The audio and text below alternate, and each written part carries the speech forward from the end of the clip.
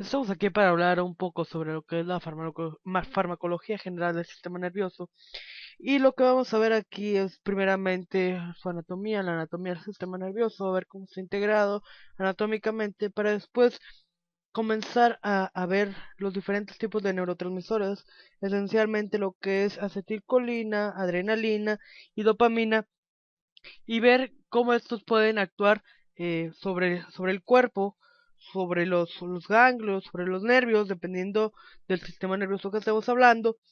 Y vamos a ver un poco sobre sus efectos. Hay que tomar en cuenta que aquí no veremos nada acerca de medicamentos, simple y sencillamente veremos la farmacología general de estos neurotransmisores. Entonces, como les mencionaba, debemos comenzar dividiendo lo que es el sistema nervioso en dos partes. Anatómicamente, lo que sería el sistema nervioso central, que lo va a componer el cerebro, el cerebelo, la médula espinal, es decir, prácticamente todo lo que encontramos en el eje central del cuerpo, mientras que el sistema nervioso periférico pues lo va a componer todas aquellas ramas que surgen del sistema nervioso central.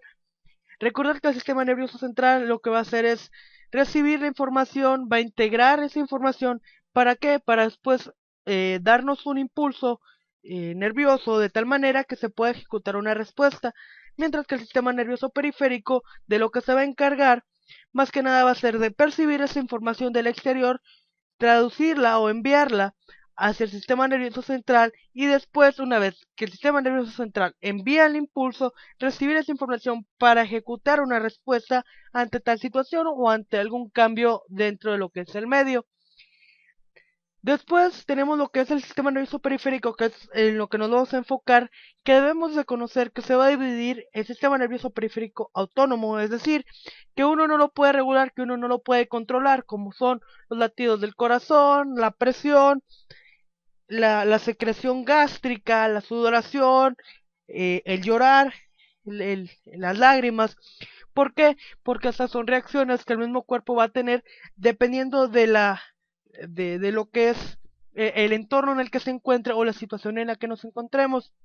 Y por otra parte vamos a tener lo que es el sistema nervioso periférico somático, que este más que nada pues es el voluntario, le podríamos decir, pues por ejemplo el músculo esquelético es un buen ejemplo de ellos, o también lo que sería hasta cierto punto controlar nuestra respiración. Si recordamos, cuando uno empieza a pensar en lo que es la respiración, por lo general tiende a acelerarse. Entonces el sistema nervioso periférico somático aquí es donde va a entrar. Y más enfocadamente nos vamos a ir hacia lo que es el sistema nervioso autónomo. Lo que vamos a ver aquí es que el sistema nervioso autónomo va a tener tanto vías eferentes como aferentes. Aferentes quiere decir que reciben información y eferentes quiere decir que envían información. Las aferentes van a percibir lo que es el entorno en el que se desenvuelve el cuerpo, y las eferentes lo que van a hacer es enviar los impulsos para poder producir una respuesta. El sistema nervioso autónomo lo podemos dividir en tres, principalmente lo que sería el sistema nervioso simpático, parasimpático y entérico. El entérico muchas veces se clasifica dentro de lo que es el sistema nervioso simpático y parasimpático, porque como veremos más adelante, posee fibras de ambos. Entonces por eso se le ha añadido recientemente lo que es una sección especial a este sistema.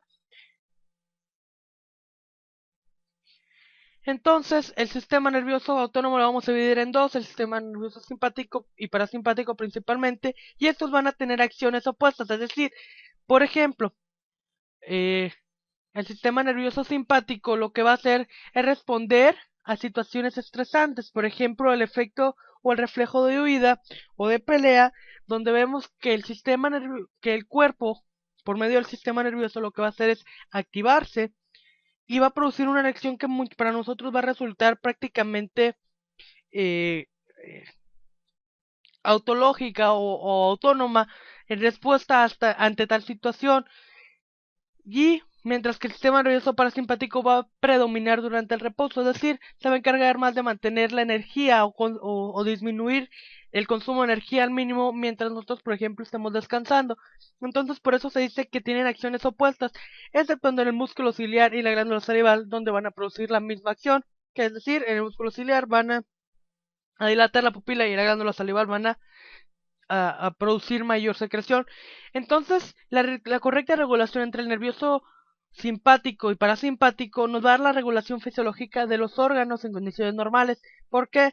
Porque uno es antagonista del otro. El simpático es antagonista del parasimpático, es decir, va en contra, mientras que el parasimpático es antagonista del simpático. Entonces es una lucha por el poder y esa lucha va a mantener una regulación, una homeostasis en el cuerpo. Lo que les traigo aquí son algunos ejemplos de qué es lo que controla cada uno de estos sistemas. Por ejemplo, pues aparte de la glándula lacrimal y el músculo ciliar, pues lo que va a tener es por ejemplo, el parasimpático va a controlar parte del corazón, va a controlar los pulmones, va a controlar el estómago, páncreas, intestino, el colon y la vejiga. Y mientras que el sistema nervioso simpático va a aumentar latidos, va a dilatar los bronquios, va a disminuir las contracciones estomacales, va a estimular glándulas suprarrenales, disminuir las contracciones intestinales y va a controlar también lo que es la vejiga. Si se fijan, aquí no está expresado gráficamente o con letra, pero mientras que el sistema nervioso simpático va a aumentar los latidos del corazón, el parasimpático va a hacer lo contrario, va a intentar disminuir esos latidos en lugar de dilatar los bronquios como los hace el simpático, los va a intentar contraer. Entonces es una lucha por estar, por estar con el control cada uno de estos sistemas nerviosos, y lo que va a hacer al final de cuentas es regular la función en el cuerpo. Sin embargo, pues ambos sistemas van a tener un patrón estructural, van a tener neuronas postganglionares, que son después del ganglio, van a tener un ganglio y van a tener una neurona preganglionar, es decir, se va a conectar lo que es la médula, va a conectarse con lo que es el ganglio por medio de la neurona preganglionar, para después este ganglio conectarse con el músculo o con el tejido efector por medio de las neuronas postganglionares. Entonces, ya entrando más a detalle, el sistema nervioso simpático se va a encontrar en el centro nervioso, en el asta intermedio lateral de la médula espinal, y va a llegar aproximadamente desde ese punto hasta la segunda o tercera lumbar. El sistema nervioso simpático, como les decía, no se activa realmente mientras no haya una situación estresante, por lo cual únicamente o lo podemos ver más fácilmente que se activa por medio de actividades estresantes, y el sistema nervioso simpático claramente va a tener una mayor afinidad adrenérgica, pero únicamente postganglionar. Esto lo veremos ahorita más adelante. Otro esquema de más o menos dónde se encuentra, de cómo está distribuido. Lo que les quiero mostrar igual aquí es las estructuras sobre las cuales va a hacer efecto, por ejemplo, ojos, vasos sanguíneos, glándulas salivares, el corazón, los pulmones, la médula adrenal, el hígado, el tracto gastrointestinal, etcétera. Entonces, es lo que quiero que veamos, qué es lo que controla, y quiero que se nos quede grabado qué es lo que controla, para ya una vez que entremos a lo que son neurotransmisores, conocer realmente en qué lugares va a afectar o en qué lugares va a hacer efecto. En el caso de lo que es el sistema nervioso parasimpático, este se va a originar en los núcleos de los pares craneales 3, 7, 9 y 10, además de los segmentos 2, 3 y 4 de la médula sacra. Además van a mostrar una mayor afinidad colinérgica tanto en neuronas preganglionares como postganglionares. ¿Y qué es lo que va a controlar el sistema parasimpático? Si vemos del par craneal 3 va a controlar el ojo, del par craneal 7 va a controlar la glándula lacrimal, del par craneal 9 va a controlar la glándula salival, del par craneal 10 va a controlar lo que es el corazón, los pulmones y la parte alta del tracto gastrointestinal. Y en lo que es la sección sacra, pues lo que es la parte baja del tracto gastrointestinal, lo que es la vejiga y los genitales.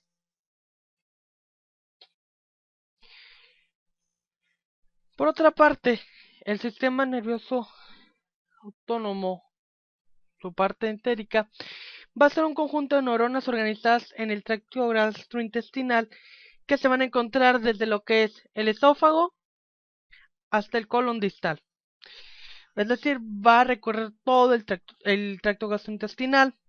Está involucrado tanto en una función motora como secretora, es decir, no nada más se encarga de la peristalsis, sino de la secreción de sustancias. Este sistema va a incluir tanto el plexo de Auerbach como el plexo de Meissner.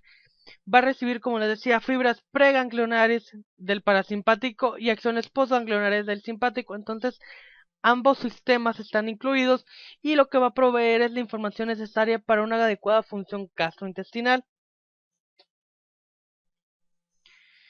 Ya entrando un poquito a lo que es neurotransmisores, pues el sistema nervioso simpático, como les decía, es estimulado principalmente por adrenalina, noradrenalina, dopamina y acetilcolina. Recordar que los adrenérgicos, como es la adrenalina, noradrenalina y dopamina, van a estar sobre todo en células postganglionares, mientras que la acetilcolina va a controlar lo que es el sistema preganglionar.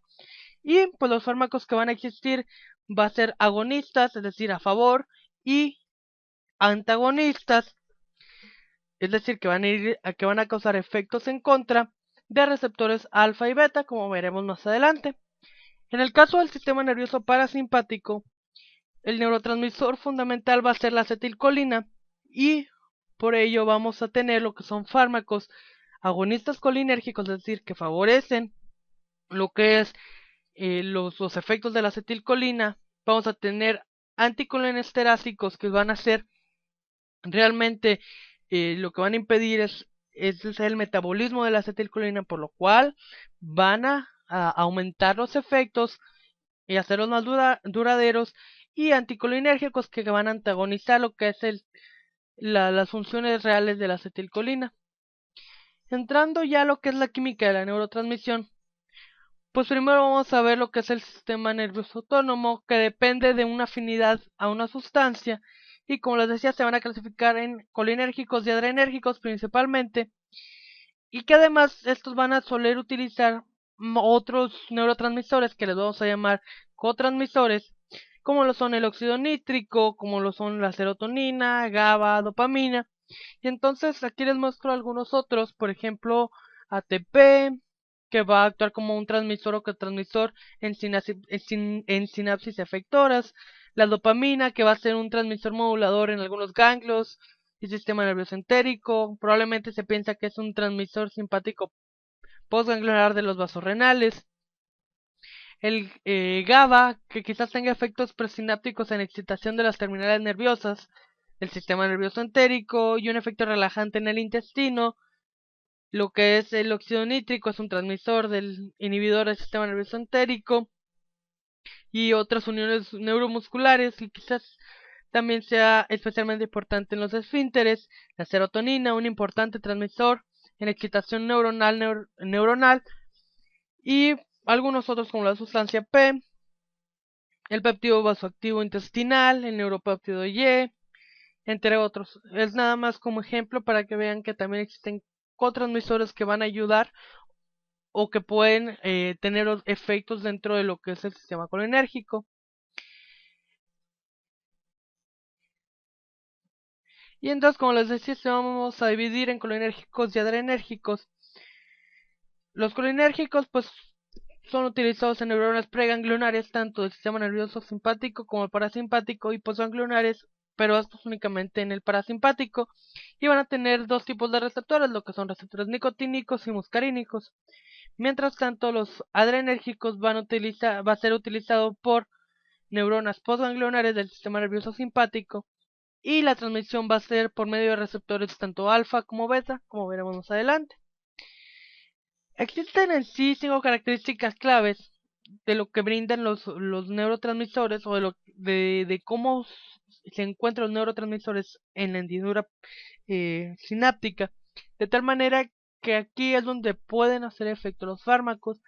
Pueden afectar lo que es la síntesis del neurotransmisor, el almacén, la liberación, pueden inhibir la transmisión o directamente tener efectos sobre un receptor de los neurotransmisores. Entonces, comenzando ya con lo que son neurotransmisores, pues vamos a comenzar con lo que es el sistema nervioso parasimpático, que como no les decía, pues van a ser, o los fármacos pueden ser agonistas colinérgicos, anticolinestérásicos y anticolinérgicos. Sobre todo van a actuar como bloqueantes musculares. El esquema que tenemos aquí es el esquema de cómo va a actuar y cómo se forma, es decir, cómo se sintetiza, cómo se va a guardar dentro del nervio y cómo se va a liberar lo que es la acetilcolina. La colina es transportada dentro de la terminal nerviosa presináptica por un transportador dependiente de sodio, lo que sería CHT. Ya en el citoplasma, lo que es la acetilcolina va a ser sintetizada por medio de una colina que acaba de entrar y la enzima acetilcoenzima A. Y aquí lo que va a actuar es una enzima llamada acetiltransferasa que va a transformar estos dos compuestos en acetilcolina. Una vez ya dentro de aquí, lo que va a pasar es que se va a guardar en vesículas por medio de algo que llamamos vesículas asociadas al transporte, VAT. Vemos aquí. Y se van a acumular en vesículas. Algunos péptidos, ATP y acetilcolina es lo que se va a guardar dentro de estas vesículas. La liberación del neurotransmisor va a ocurrir cuando un canal de calcio sensible al voltaje en la membrana que vemos aquí se va a abrir y lo que va a ocasionar que entre calcio. Esta entrada de calcio va a resultar en el incremento del calcio intracelular que va a causar que una de las vesículas, en este caso esta, salga por medio de la superficie de la membrana, por medio de exocitosis, dentro de la hendidura sináptica. Esta es la terminación nerviosa presináptica y esta es postsináptica. La acción de lo que es la acetilcolina pues va a ser regulada por medio del metabolismo, o se va a metabolizar aquí en este espacio por medio de la acetilcolina esterasa, que lo que va a hacer es intentar destruirla, y los receptores van a estar en lo que son el nervio terminal postsináptico, que van a modular lo que es la liberación otra vez de lo que es el neurotransmisor. Entonces, así a grandes rasgos, esto es lo que va a pasar y es lo que se tiene que entender cómo funciona. La acetilcolina va a tener principalmente, como les decía, dos tipos de receptores, los que son los nicotínicos y muscarínicos. Los nicotínicos primeramente van a funcionar como lo que son canales iónicos, como ya veíamos. Entonces, lo que van a hacer realmente es abrir canales de tal forma que la neurotransmisión va a ser por medio de ya sea potasio, puede ser sodio, puede ser calcio. Entonces, así es como va a regular o va a transmitir el mensaje. Pueden ser de tres tipos. Se dice que hay de tipo muscular, que están en las uniones neuromusculares. Hay de tipo nicotínico ganglionar, que sirven para transmisión de ganglios en sistema nervioso simpático y parasimpático. Y hay también de los tipos del sistema nervioso central, que principalmente están dispersos en el cerebro. Los receptores nicotínicos están involucrados en el control voluntario del movimiento, la memoria y la atención, el sueño y alerta, y el dolor y la ansiedad, sobre todo por los de tipo del sistema nervioso central. Por otra parte, los receptores muscarínicos pues son principalmente o están asociados realmente a proteína G, es decir, necesitan forzosamente lo que es un segundo mensajero para efectuar su acción. Aquí les pongo las principales localizaciones y los diferentes subtipos de receptores muscarínicos. Por ejemplo, los llamados muscarínicos 1 o M1 se dice que son de tipo neuronal. Estos van a estar en ganglios autonómicos de glándulas, principalmente gástrica y salivaria, aunque también pueden estar en la corteza cerebral. Su respuesta celular va a ser un incremento del inositol trifosfato y del diacilglicerol, por lo que les decía, de lo que estimulan lo que es la proteína G. Va a haber una disminución de lo que es el potasio en la conductancia, y su respuesta funcional va a ser una excitación va a ser una secreción gástrica y el sistema nervioso central se duda o se piensa que podría ser importante en lo que es la memoria. En cuanto a los M2, se dice que son cardíacos, se encuentran en el atrio del corazón y el sistema nervioso central. Lo que van a hacer es reducir el AMP cíclico, por lo tanto va a haber una disminución de la conductancia de calcio y de potasio. ¿Y qué es lo que va a tener como respuesta funcional? Una inhibición cardíaca y neural. Además, va a haber efectos que le llaman muscarínicos centrales, como lo es el temblor y la hipotermia. Los del tipo M3 son los que llamamos glandulares o de músculo liso. Estos van a estar principalmente en glándulas exócrinas como la gástrica, salivaria, el músculo liso como en el tracto gastrointestinal, ojos, vías respiratorias, riñón, vasos sanguíneos y endotelio y en el sistema nervioso central. Lo que van a hacer estos es aumentar lo que es el inositol trifosfato y aumentar la concentración de lo que es calcio. En cuanto a la respuesta funcional, va a haber una mayor secreción gástrica y salival, una contracción del músculo liso del tracto gastrointestinal, una acomodación ocular y una vasodilatación. Los M4 se encuentran en el sistema nervioso central, al igual que los M5, sobre todo los M5 en la sustancia nigra, en glándulas salivales, iris y el músculo ciliar.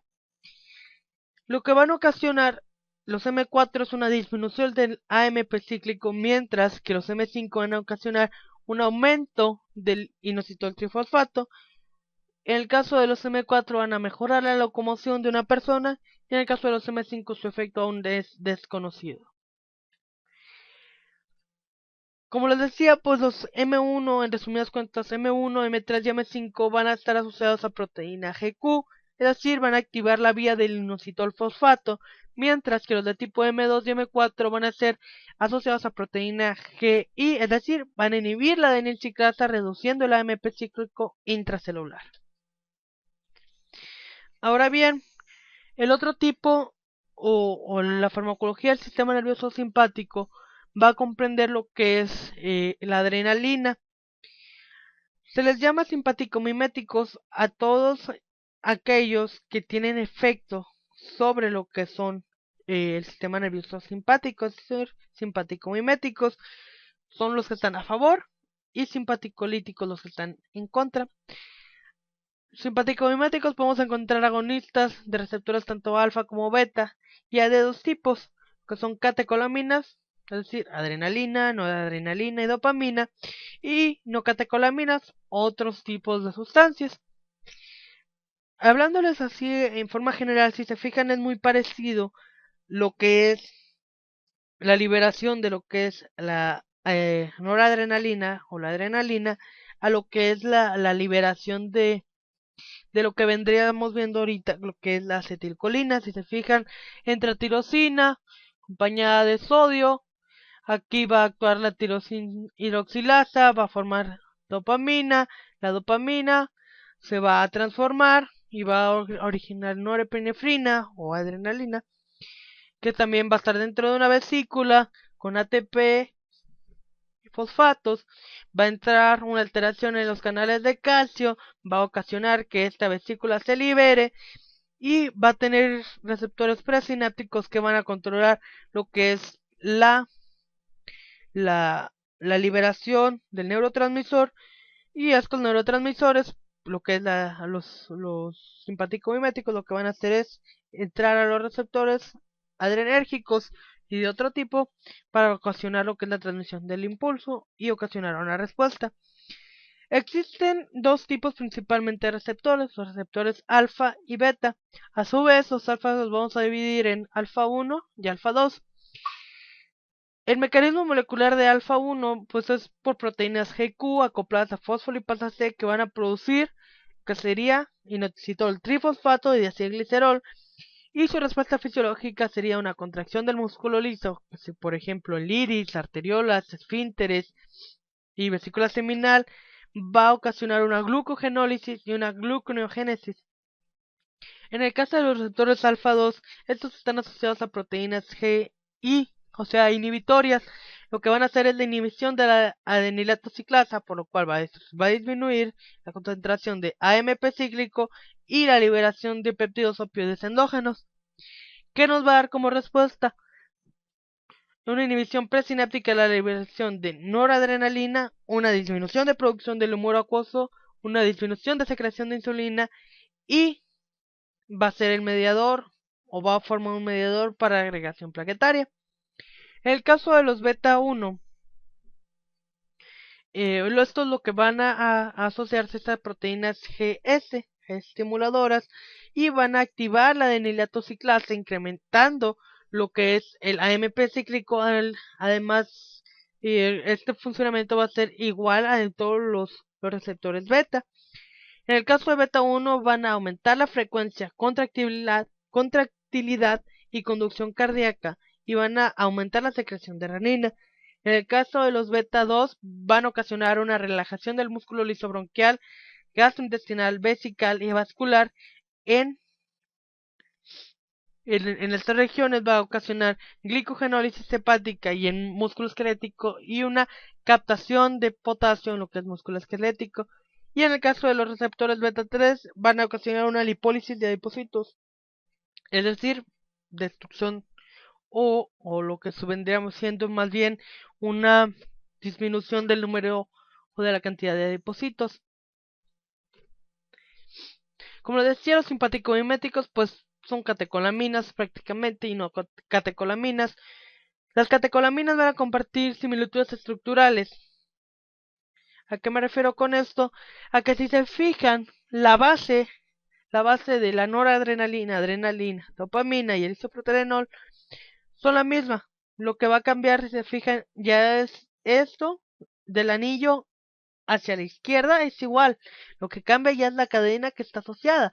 Entonces, por eso se dicen que son prácticamente muy similares o son similares en su base. Además, pues estos van a ser estimuladores del sistema nervioso central, son vasoconstrictores, van a aumentar la frecuencia cardíaca y van a broncodilatar. Por último, veremos lo que es la dopamina, que al igual que como veíamos ahorita, es muy parecido lo que es su síntesis, su metabolismo y la forma en la cual se van a pasar hacia lo que es el impulso nervioso. Es muy similar a la noradrenalina, es prácticamente lo mismo. Les pongo aquí un esquema de más o menos cómo es. Esto está tomado de Farmacología Humana de Flores. El esquema parecería no ser muy gráfico o no ser muy fácil de comprender, pero realmente lo es si entendimos lo que pasaba anteriormente. Entonces, tendremos receptores dopaminérgicos especiales para la dopamina, los cuales los clasificamos desde D1 hasta D5, como podemos ver, y todos van a estar asociados a proteína G. Aquí todos son asociados a proteína G, pero lo que va a cambiar aquí es qué es lo que hacen. Si se fijan, los D1 y D5 van a activar la N-ciclasa, es decir, van a utilizar proteína GS, por lo cual van a aumentar AMP cíclico y la hidrólisis de fosfatos de inositol, mientras que los D3, D4 y D2 van a inhibir la adenilciclasa, por lo cual va a haber una reducción de AMP cíclico y la hidrólisis de fosfatos de inositol. En resumidas cuentas, ¿dónde se encuentran? Pues D1 y D5 los vamos a encontrar principalmente en lo que es eh, la fibra muscular de vasos, en células yuxtaglomerulares, en túbulos renales. En el caso de D1 podemos encontrar también en cuerpo estriado, en el caso de D5 fuera del cuerpo estriado. Y estos en general antes recibían el nombre únicamente de lo que son la familia de receptores dopaminérgicos D1. Es decir, que únicamente se clasificaban por lo que es su efecto o su asociación hacia proteína G. Lo que van a hacer los receptores D1 están asociados mucho a la fibra muscular lisa de los vasos, y lo que van a hacer pues es los efectos que veíamos. En el caso de D2, D3 y D4 se agrupaban como D2, y lo que van a ocasionar principalmente es efectos sobre terminaciones sinápticas postganglionares en el aparato cardiovascular, en el vaso y en el conducto deferente. En el caso específico de 2 lo vamos a encontrar en el cuerpo estriado, de 3 en estructuras límbicas y corticales, mientras que de 4 lo vamos a encontrar fuera del cuerpo estriado. En resumidas cuentas y haciendo un resumen general de lo que veíamos, tenemos que el sistema nervioso se va a dividir en sistema nervioso central y periférico. El central pues lo compone el cerebro y la médula espinal principalmente, mientras que el periférico se va a terminar dividiendo en autónomo y somático. El sistema nervioso autónomo lo vamos a dividir en simpático y parasimpático, y en el caso del simpático va a ser adrenérgico y dopaminérgico, adrenérgico alfa y beta, y en el caso del parasimpático va a ser sobre todo colinérgico. Entonces, por mi parte sería todo. Y no me resta más que agradecerles su atención. Por último, pues les dejo la bibliografía. Esta información fue tomada de Farmacología Humana de Jesús Flores, quinta edición, de las bases farmacológicas de la terapéutica de Goodman and Gilman, 11ª edición, de lo que es Rand and Dale's Pharmacology, sexta edición en inglés, y lo que es Basic and Clinical Pharmacology de Katsun en su 11ª edición. No me queda más que agradecerles por su atención. Que tengan buen día.